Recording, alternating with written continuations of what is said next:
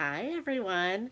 Well, I did it. I made it to 1 year on BookTube. Yay! Actually, yesterday, December 28th, was the day that I put up my very first BookTube video, and it was my Cloak and Dagger Christmas wrap up. However, yesterday just got away from me. And if you can tell, I'm still a little bit sick. So we'll see if my voice makes it through this video. And I have my wine to help me if I get a little choked up. I'm going to have some wine in my happy birthday. I don't know if you can actually see that, but happy birthday wine glass, which makes sense. And I threw my back out the other day, so that was fun. So really not a whole lot of planning went into this video, and it's going to be late, and that's just, I'm going to have to deal with it. It's only a day late. It's fine. It's fine. I decided that I wanted to do a Q&A for my 1 year on BookTube anniversary video. So at the beginning of Vlogmas, I asked for questions from my various viewers, and I came up with quite a few, which made me excited, because when I ask on Instagram for questions, I don't get any. so, so when I asked on BookTube, I thought, oh geez, I'm not gonna get any questions here either, and this whole idea is gonna be a flop. And luckily, you guys came through and you gave me some questions, and there's some good questions. So, without further ado, let's get right into it. And I already need some wine, or else I'm going to start hacking. So, oh, and I have them written in my little bullet journal thing. So, question number one actually comes from my in real life friend, Kim. And she asked, what made you decide to start a channel? And I started my channel because I kind of was in a stage of not really knowing what to do with my downtime. I had been in a rather tough place for the past couple of years prior to starting BookTube. I had gotten out of a relationship, not gotten out of it, it was kind of, it was a thing. But anyway, so, and because of that and like a hobby that we had both done together, I just really didn't feel like I wanted to do that hobby anymore. Theater was our hobby that we kind of, that's how we met, that's what we liked mutually to do. And because of our breakup and the circumstances that kind of surrounded that breakup, I really didn't feel at home in the theater anymore. And so I spent a lot of time at home. And I spent a lot of time reading, which was really something that I hadn't done a lot of in the past couple years. When I was kind of in this like weird limbo stage, I started reading a ton. And I started watching BookTube videos. And I got to the point where I was kind of like, you know what? I could probably do this. And my friend Marcia, who you've seen on this channel, and I've talked about her a fair bit, she has an art YouTube channel.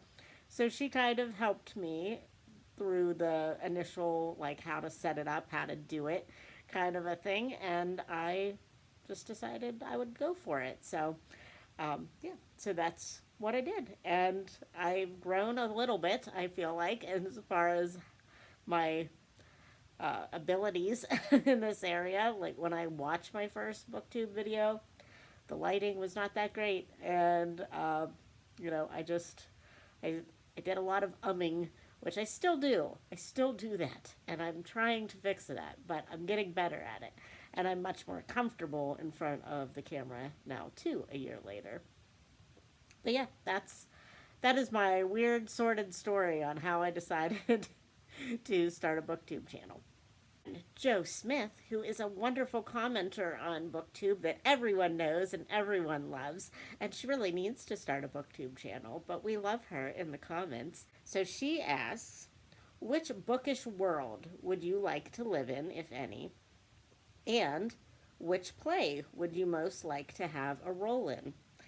So I'm going to be real basic here when I say that the bookish world that I would probably really like to live in would be the Harry Potter world. I mean, maybe post Voldemort, because, that whole thing was that was, a little dramatic. Excuse me, coughing fit.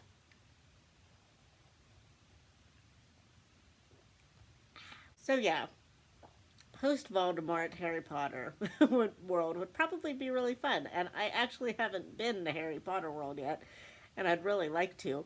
Um, but yeah, I think that would be kind of fun. And then, see, also, I just think it would be fun to visit Victorian England.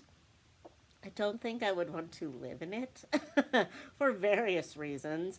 Um, Partly on the top of my list would be the medical field, and the toilet situation would not really appeal to me. but but I would love to wear those outfits and just I don't know, just be in England. So probably if I had to pick a actual book to be in that world, I would probably pick, let's say, Wives and Daughters from Elizabeth Gaskell, because that wasn't really like London. Also, any Jane Austen world would appeal to me greatly. I, I just, everything about from the way they dressed to just the way the manners and everything just appeal to me. So probably I'm gonna change that. It would probably rather be in a Jane Austen England than a Victorian London England. Yeah. And then what play would I most like to have a role in? Well, I would say that my kind of dream role that I'm pretty much too old for now would be Hermia in A Midsummer Night's Dream. I've always said that that was my ultimate role. And I'm kind of too old for it now. So, I mean, if they ever do a geriatric version of A Midsummer Night's Dream, maybe I can do that. But I have been in A Midsummer Night's Dream twice, once in high school and once in a Shakespeare in the Park. And I, in high school, played Hippolyta, the queen, at the kind of at the beginning at the end. And in Shakespeare in the Park, I played, I think my character was Snout. I was one of the mechanicals and got quite a bit of stage time there, which was nice. And that was a really fun role to be in. But I just, for some reason, I just always wanted to be Hermia. Probably because she was short. And there's that whole line, which I actually have tattooed on my foot. Though she be but little, she is fierce. That is my favorite line. That is kind of my life motto. And yeah, so I've kind of always wanted to be Hermia. Joseph Francis Burton asked, and he switched gears a little bit for the Christmas season. He says, which Christmas song do you enjoy singing? And the answer to that is all of them. But my favorite Christmas song, which honestly, if my voice would hold out, I might actually sing it for you. But luckily for me, and maybe for you, it's not, is Oh Holy Night. And that is just my favorite Christmas song. Always has been, probably always will be. But I like them all. I even like the corny ones. So, but I gravitate more towards the religious ones, the ones that are more hymns, and the more like melodic ones, I guess. Are, but I really love Trans Siberian Orchestra and how like the different spin they put on the traditional Christmas carols. Mannheim Steamroller. I love all that stuff. So yeah, Christmas music. I have honestly I have not really listened to the radio in probably or like Spotify or anything in probably 3 years. But man, did I turn on the Christmas music this year. So I was really digging it this year. Brian from Bookish asked, what was the first play you acted in and what part did you play? And this goes right along with the Christmas season because the first play that I ever remember being in was A Carol for Tiny Tim. in junior high, and I played The Ghost of Christmas Past. So, A Carol for Tiny Tim is obviously not a Christmas carol, but it's I guess, kind of like a sequel. And it's when Tiny Tim is an adult and he kind of turns into the Scrooge character. So, take it for what you will. But when you're doing high school plays, there's a lot of like really cheesy things that they ask you to be in. But but I got a lot of stage time, and that was my very first like big time play, sort of. So I was really excited about that, and that's kind of what sparked my interest in acting, because I thought, well, I must have some talent if the director is going to give me The Ghost of Christmas Past, which basically had the whole first act to myself. So, so yeah, that was my first play ever. Angie from Literary Labors asked a similar question to my friend Kim's question, and it says, was there anything in particular that motivated you to take the plunge to film your first BookTube video? Um, and like I said, I needed something to do, and I wasn't really feeling overly social. I didn't really want to get into another thing that made me have a commitment to it, like theater or church choir or something like that. I just kind of wanted to be by myself. And the thing that motivated me was that I had been participating in a lot of readathons at that point, kind of on my own. I had done Victober and Cloak and Dagger Christmas, and I thought, well, I really am not participating because I'm just doing these things by myself, and and I would comment, but I didn't really feel like part of the community. And I felt like I couldn't really talk about all these things. So I thought that was kind of my initial, like, the spark that got it going, is I really just wanted more of the community aspect of it. And then my friend Marcia helped me, kind of motivated me in the end to really get going. And yeah, the rest is history at this point. Kelly from Books I'm Not Reading asked, what is the book you regret taking longest to pick up and read? And I thought about this, and this is going to be kind of a cop out answer, but I don't really think that I have one of those, only because I feel like I would love to read all the books like right now, and especially now that I'm doing BookTube and I'm more part of the community. I get a little bit more of that FOMO aspect whenever a book comes out, and I have everything else I need to do and I don't get to it right away. But I feel like I don't often regret not getting to a book, because, if I didn't get to it, I wasn't in the mood for it at the time, or it just wasn't the right time. I more now have more of that, like, oh, I should have gotten to this. Like for Cloak and Dagger Christmas, I was trying to do a book a day for 25 days, and I knew that wasn't going to happen. I shouldn't have put that pressure on myself. but but there's books that came up in that book advent that I did that now I don't think I'm going to get to reading them before the end of the month. Obviously, it's the 29th at this point. I'm not going to get to them. So that gives me a little bit of regret that maybe I should have just had a list and picked what I wanted to pick instead of like trying to go on a schedule. I think, I do have an answer for this. It just popped in my head. And the books that I kind of do regret not reading when they were coming out would be the Harry Potter series. Because I was a senior in college before I ever started to read them.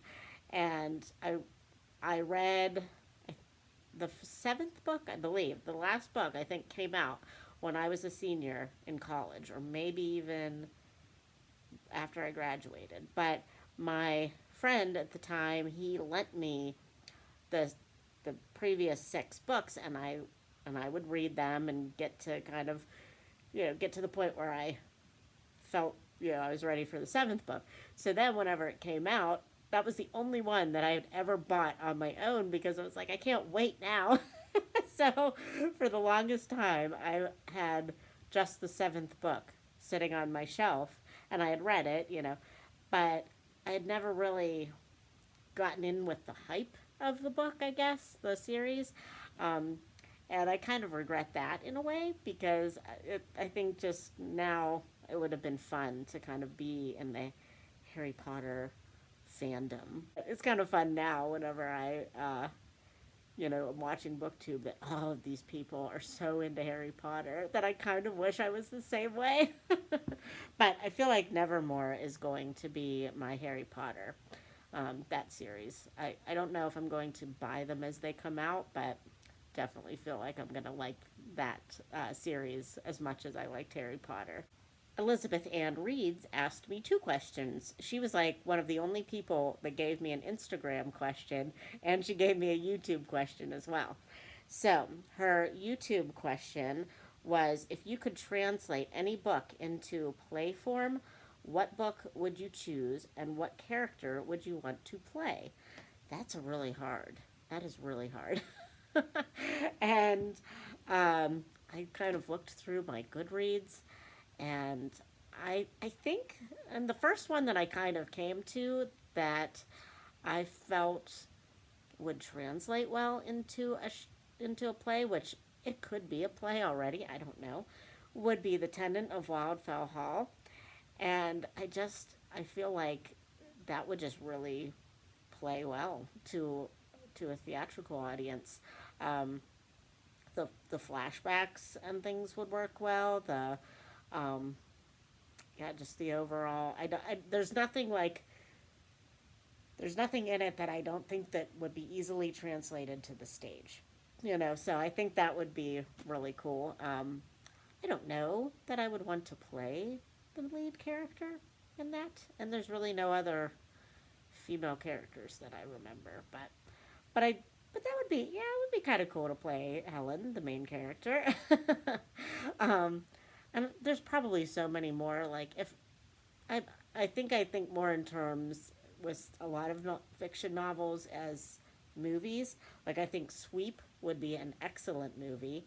I don't know that I can see it being translated well into a stage play, but it could. Yeah, I think you could do it as a play. I mean, Mary Poppins, it's kind of the same thing.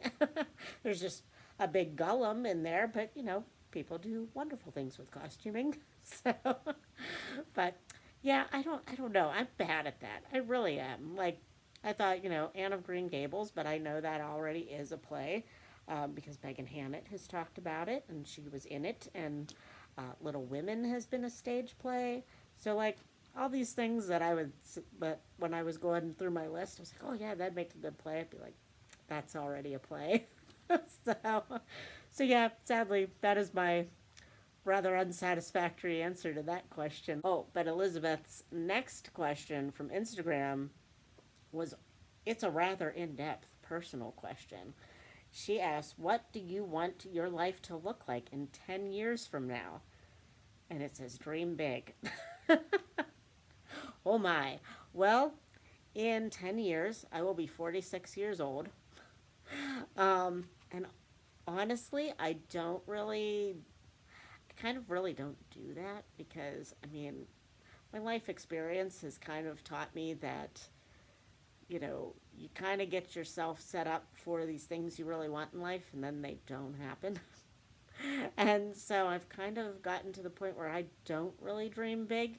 Um, I mean, obviously, I would say that I would love to be married, um, but again, that is not something that I can help.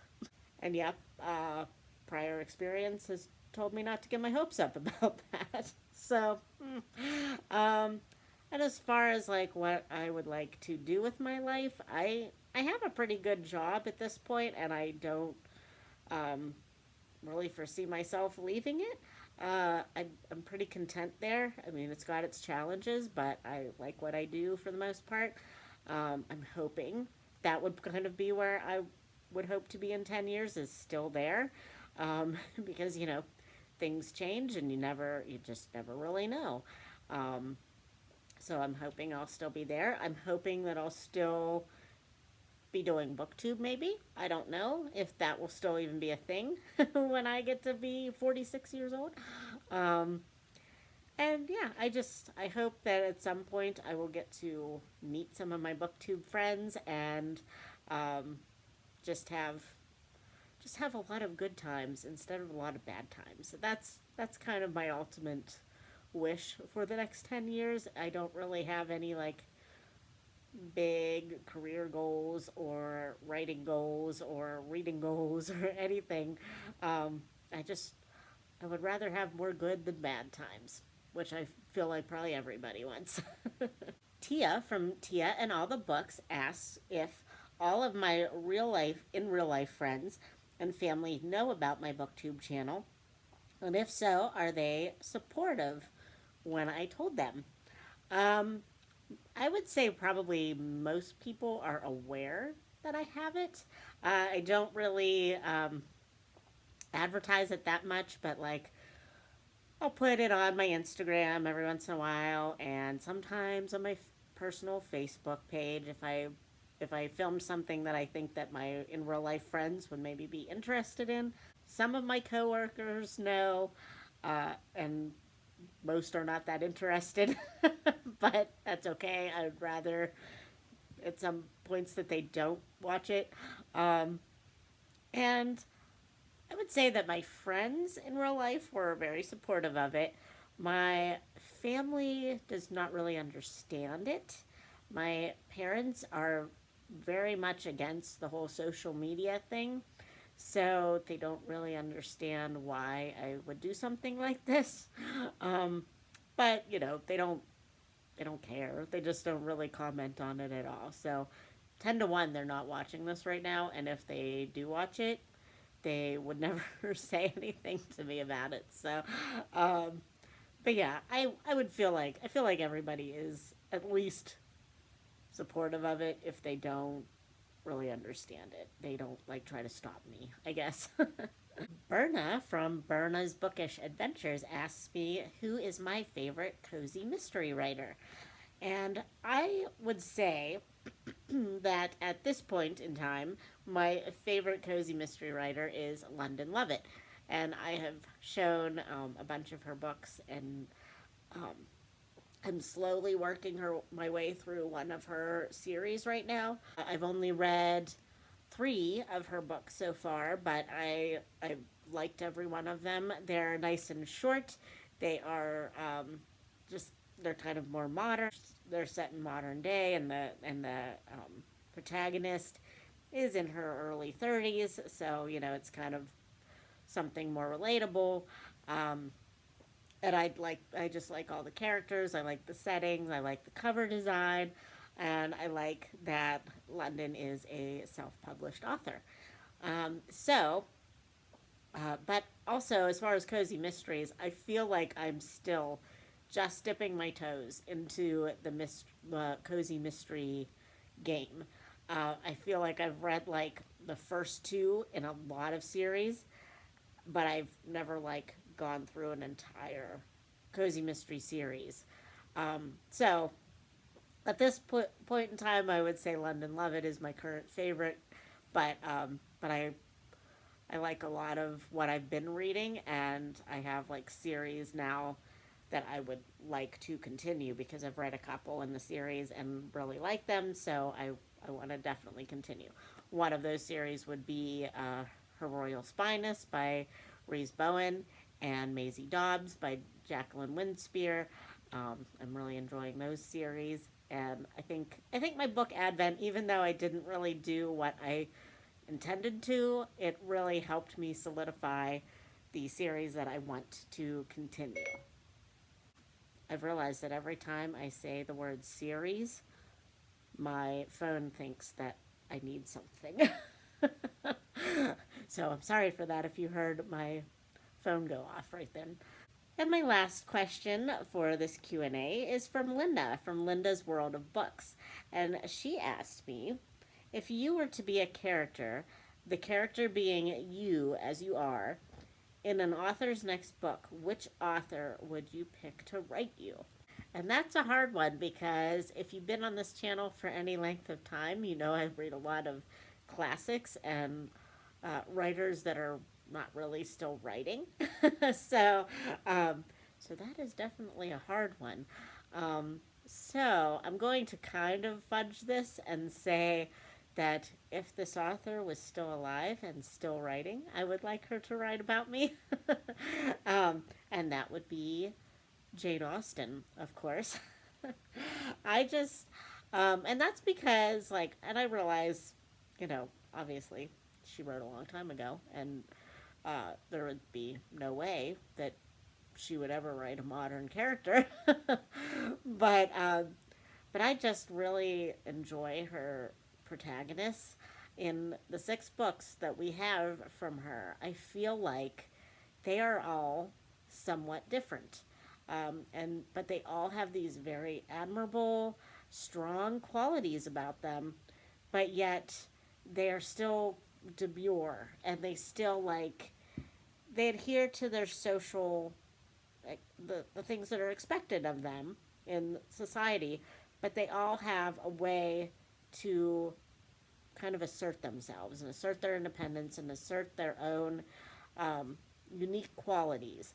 And I just love the way she writes her characters. I think um, for a woman of that time to write such strong-minded women would have been very forward thinking, and I like that about her. So I think that would be my answer to that question, even though that's probably a cop out because there's no way she would ever have a next book.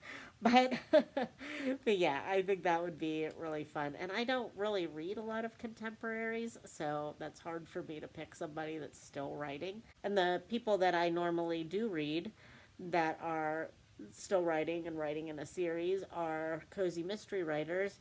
And as much as would I love cozy mysteries, I don't really want to walk in on a murder. So, although I am writing a cozy mystery in which I am kind of the main character. So, okay, so I guess I am the writer that is writing me.